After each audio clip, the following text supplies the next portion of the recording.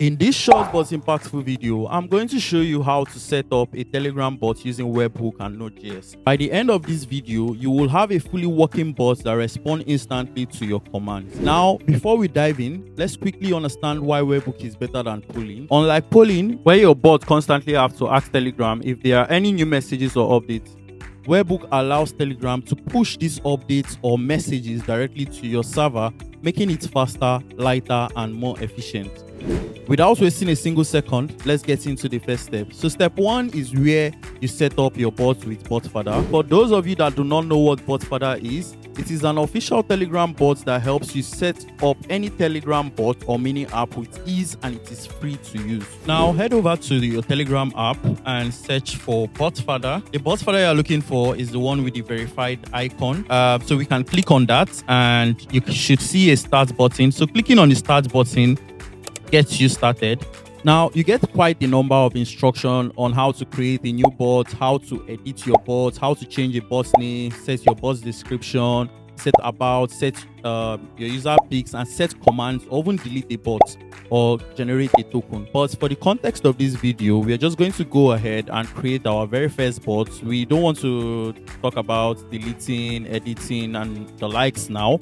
I can do a video for that later on. So right now, all you just have to do is click on or type in the new bot to create a new bot. Telegram should ask you the name you would like to call this bot. So we're just going to call this bot N8. Then it asks for a username. It also gives us example we can use with underscore or without the underscore. I'm going to use N8 underscore TG underscore bot. But you can use anything or any name of your choice or username of your choice. If the username is taken already, Telegram will tell you that, oh, this username is taken already. So let's try this. If it's taken, we'll get to know if it's taken or not. So it is done, as you can see, and we get a congratulations message with our bot token. We are going to copy this token and keep it safe because we're going to need this at the later part of this video. The next thing we want to do is to create a nodejs project. So on your local machine, head over to your terminal. Once you're on your terminal, let's create our project. For me, I'm going to call this N8 underscore bots. Once you've created your project, you cd into the project you created. And what you want to do next is to initialize npm by doing npm init. So you get a series of questions npm usually asks. You're just going to accept everything. Once that is done, you can open up the project using your favorite code editor. For me, I already have VS Code, and doing code dot from my terminal opens up the project in VS Code. As you can see, the project is opened up. So now what we're going to do is to set up TypeScript. I want to use TypeScript on this project. So to set up TypeScript, we're going to install TypeScript by running npm install dash dash save. It's a dev dependency, so we need to do the dash dash save dash dev, then TypeScript. Once that is done, we also want to install nodemon. What nodemon will basically do is to help us restart our project whenever file changes, and it would watch for file changes. Basically, that's what nodemon does. So we are going to install nodemon globally, npm install -g nodemon. Then next, we want to initialize TypeScript for our project. And how do you do that? You can do that by running npx tsc hyphen hyphen or dash dash init. So you can see our TypeScript tsconfig file, tsconfig.json has been created. Create your project structure by creating your src directory and also index.js file, index.ts rather. So in your package.json, under the scripts, you want to add two scripts, a dev script and also a start script. Now for the dev script, you're going to do tsc-w and nodemon dot.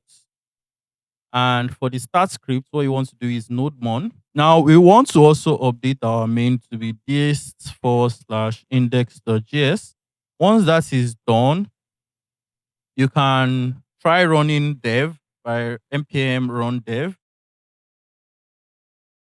And as you can see, it creates the index file and the rest in under our src directory. We don't want to do that. So let's go to our ts config and we want to uncomment the root directory and also output directory. So automatically changes and a dist folder is created for you with your index.js file compiled to from TypeScript to JavaScript basically. Now to set up our node server, we would install Express.js and a couple of other dependencies that we are going to need along the line. So I'm going to kill this server and go ahead and install npm install Express. We need Express. I also need .env. The token I asked you to copy, then we're going to use it, but we don't want to put it directly in our files so as to avoid pushing it directly to Git. We want to use an env file to like house the secrets. So we also want to install Node Telegram bot API. Now it is done. So we're going to go ahead and set up our basic Express server. So to do that, we're going to say import Express from, let me close this. Import Express from Express.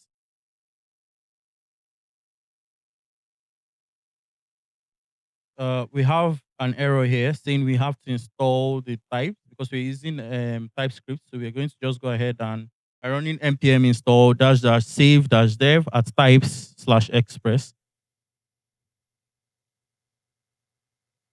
So it is done. We should no longer see this error. Now we can go ahead and say app equals to express. Now app the listing. We want to listen on a particular port. So I'm just going to say const port is equals to process dot env dot port.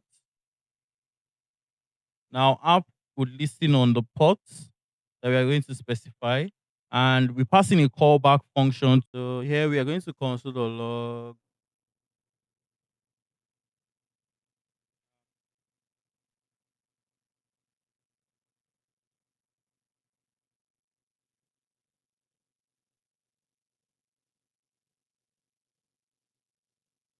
Now to make sure .env, let's look at what this error is. So it says ECMAScript import and export cannot be written in common JS file under verbatim mode syntax. So what you have to do is turn off the verbatim mode syntax in your tx config. So we're going to search for this and we're going to change it from true rather to false. So this should fix our error. We don't no longer have the error. Now for .env, what you're going to do is say dot import.env slash config. So this would fix our issue with .env. Then we will need to create a .env file in our root directory where we are going to specify ports, say 3000, and also port token that we are going to use later on. So remember the token I asked you to copy. You're going to paste it here right now. Now let's restart our server, npm run dev. Now, once your server is restarted, you should see the app is listening on 3000. So we are good here. Now, I'm going to also say app.use. I want the app to use express.json. So when we are making post requests, our rest.body is going to be passed properly. So express.json like this. So we also want to create an index route by saying app.get, then the route would be /, then we pass in a callback rec, rest, then response.send healthy. If you check your server, it should have restarted. So if you go to your browser and you go to http localhost 3000, you should see healthy. So this means that our application is running and it is working. So the next step is to create a bots file in our src directory, bots.ts. And we also want another route. So we're going to create a post route called /webhook. And we pass in a callback with rec request and response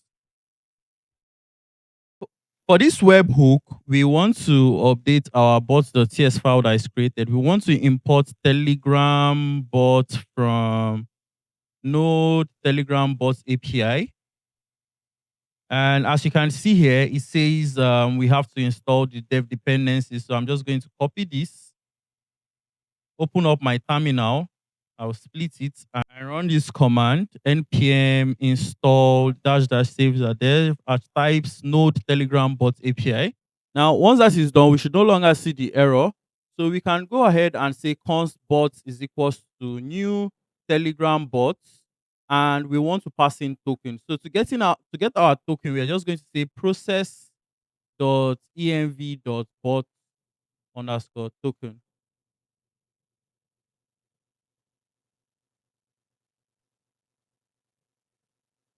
Now, once this is done, we want to export the bot, export bot, default bot. So in your index.js, what you want to do is to first import bots from bot.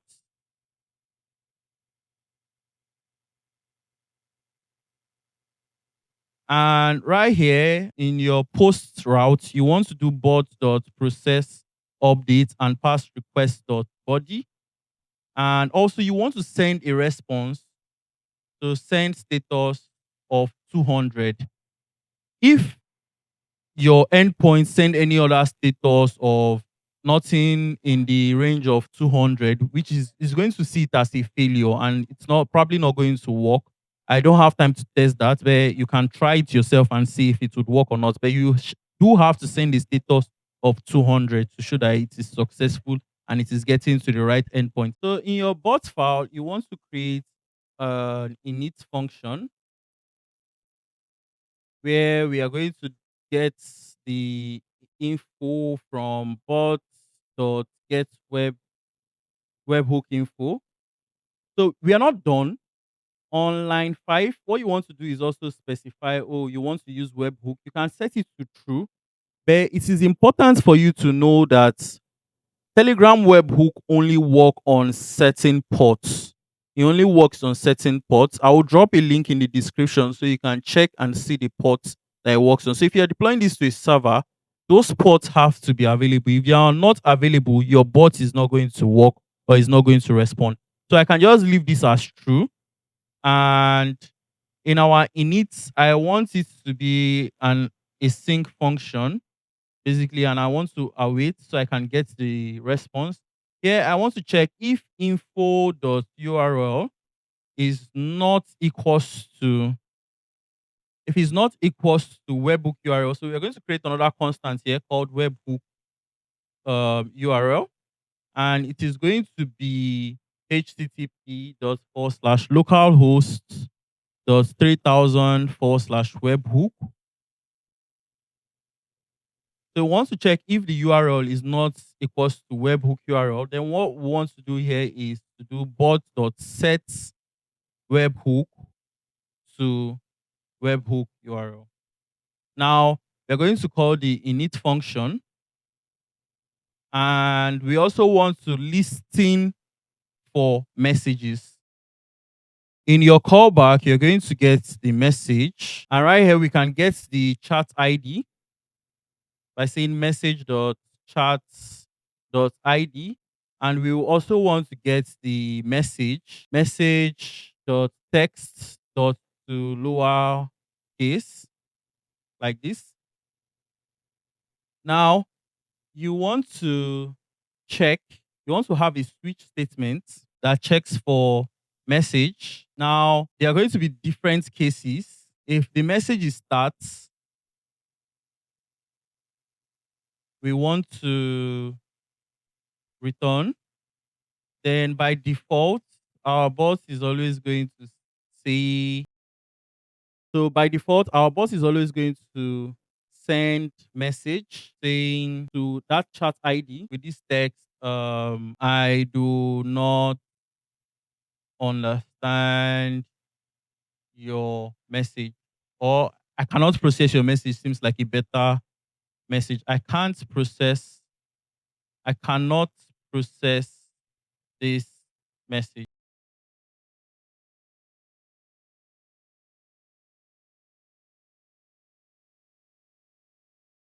Now let's update our start case. What we want to happen during start is to respond to the user. So anytime they click start, we want to respond to them, we want to acknowledge that, oh, they've started chatting with our bots. So for start, we want to send a message, which we would do message does from the last name, or we can do username. Let's do this message dot from last name. Yeah, do that too. So if there's username, it will use the username. If there's no username, it will use the last name. That's what basically happens here. Then we also want to add an option. So it's going to be for the option, we're going to open our curly braces and would have reply markup. So we want our bot to reply with another option or another action the user can basically take. Our reply markup, we want our reply markup to have a keyboard. So we're going to say keyboard and here text of help. We also want them to be able to resize the keyboard. So set this to true. One time keyboard to true. Once this is completed, the next thing you want to do is to break and would have a new case for when they send the help. Then our bots would respond with send message and say chat ID. And here we want our message to be this is just a test bot. Would add another break again. And that's it. Now we can run this, but you can see on my console here that we have a bad webhook and HTTPS URL must be provided for the webhook. So to get the HTTP URL, basically I'm just going to run ngrok. First, let me run the server again, and I'm going to do npm run dev. And then here I want to also do ngrok http 3000. For those of you that do not know what ngrok is, it is basically let's say a tool that helps you serve your local server without having to host it. So I can serve my application here from my laptop and people will be able to access it anywhere in the world by just me sending them this link generated by Ngrok. So I'm just going to copy this link. And what you want to do next is right here where you have HTTP localhost. That's what it's complaining about. So you have to update it to use your Ngrok server. And if you reload, you can see that there are no more errors and you have your app listening on port 3000. Now, the moment of truth is to go to Telegram. So now in Telegram, what you want to do is to search for your bot's name. For me, it's going to be N8. So when I search for N8, I'm going to see the bot. Once I click on it, I can see the start button. Clicking on the start button, it responds with my name. And you can see the reply markup of the button. If you click on the reply markup, it says this is just a test bot. So that's how you set up a Telegram bot using Node.js and Webhook. Thank you very much for staying to the end. Kindly subscribe and leave a like to keep getting more updates like this.